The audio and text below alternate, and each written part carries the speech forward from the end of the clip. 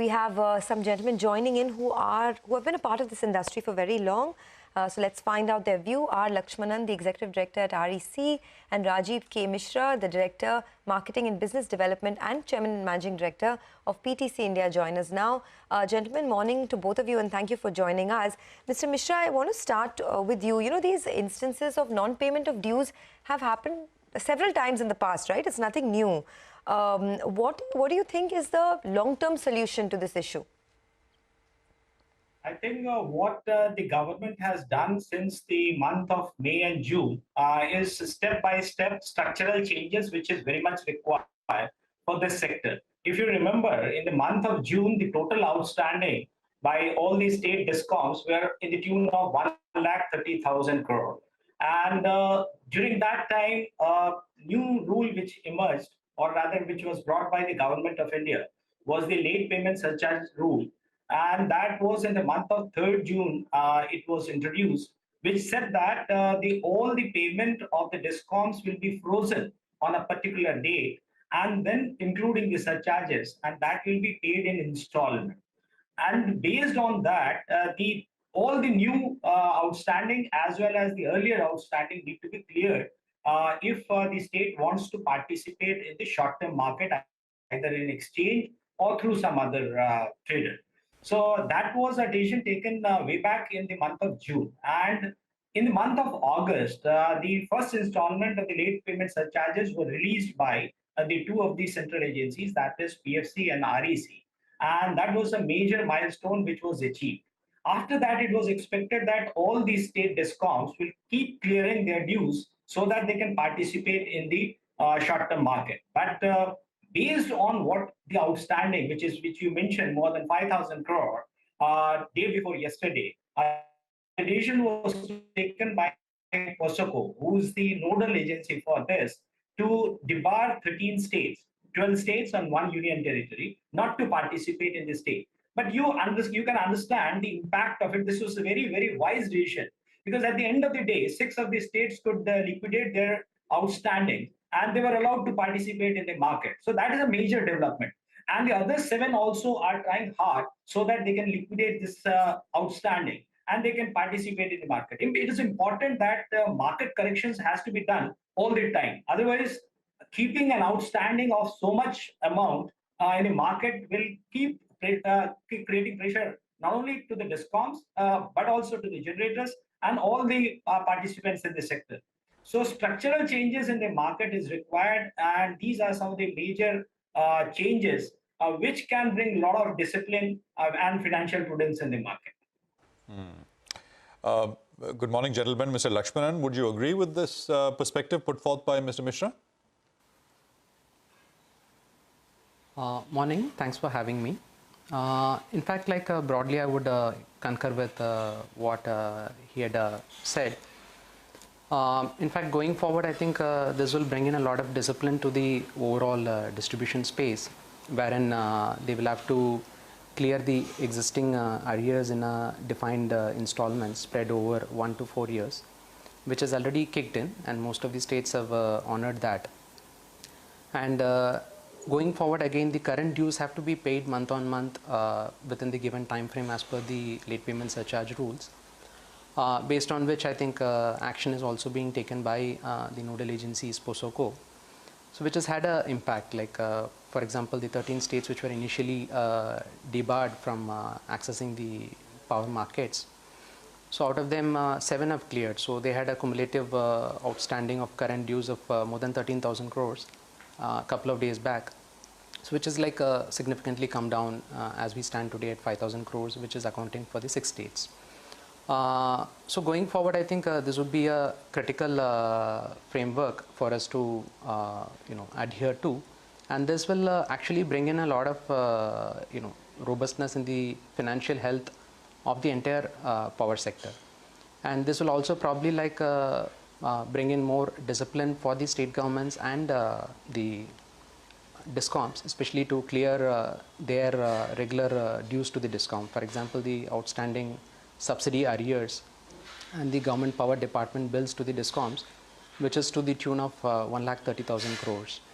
So this framework would also push them to regularly liquidate these old arrears also. And in the process, REC and PFC have also supported the DISCOMs so that they can go through this liquidation of arrears with the help of transition financing as well. Sorry, I mean, just a bit of a layman question, Mr. Mishra. Will this, in what way will this sort of force states to clear past dues, arrears, as Mr. Lakshmanan put it? Could you provide us with some sense of how much of what is outstanding, these arrears, are dues for power, short-term power, power bought through PPAs? I'm assuming it's more the latter than the former, right? Yeah. And barring states from buying power on exchanges only, how much power gets bought off the exchange? So just some fundamental points, sir.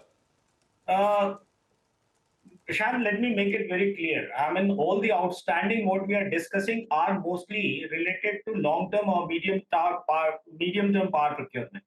When you are buying power in the exchanges, you have to give it in advance. So states, when they are buying power from the exchanges, they have to give the liquidity in advance. So the outstanding is not in terms of the power which they are procuring from, and that's the irony. Let me tell you what the power, what they are buying from the long-term PPAs are at much cheaper rate in the recent times compared to what they are paying in the exchanges. And if they are not liquidating their outstanding, which is cheaper power, and then they are buying at a higher rate from the exchange, which again they have to put through cash in advance, then that's the irony we are seeing. And rightly you pointed out, when I said in the month of June, total outstanding was 1,31,000 crore. Most of it was for the long-term PPAs with various IPPs. What is the... And very small number on account of some of the credit facilities being provided to the DISCOM for procuring power through the short term or through the exchanges.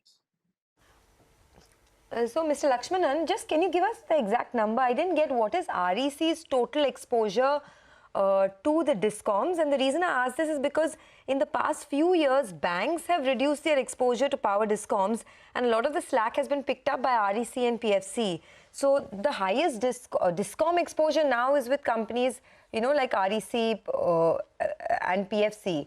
So, Mr. Lakshmanan, your view on, so if you can just tell me what is the exposure that REC has to DISCOMs currently, and what do you see as the way forward? As of June quarter of the current year, our exposure to DISCOMs in terms of outstanding loan book stands at 39%, which is around 1.56 lakh crores. And this number has been roughly in the same range over the last few years, so it has not abnormally increased. So it has been in the region of 35% or one-third of our loan book. It has slightly gone up in the recent few quarters. But most of these additional loans which have come in is in support of the overall power distribution sector reforms which the Government of India is pushing. And this, we believe, would be overall in the interest of the DISCOM's financial health, and as well as the upstream companies like TRANSCOs and GENCOS, where we have substantial exposure. And most of these loans, like if we see the out of the 1.56 lakh crore loans that we have to DISCOMs, more than 50% of them are capex loans, which are backed by assets of the DISCOMs.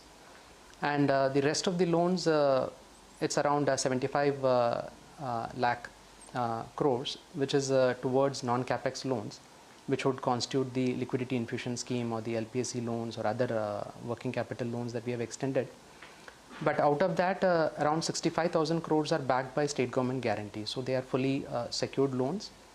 And around 10,000 odd crores, which is around 14% of the non-capex loan to DISCOMs, that again is secured by the assets of the DISCOMs, which are non-encumbered.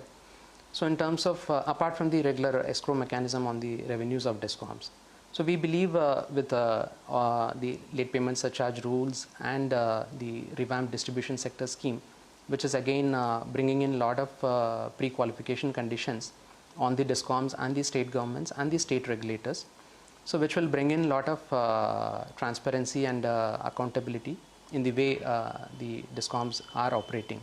So this will overall going forward should improve the financial health of DISCOMs as well as the upstream companies.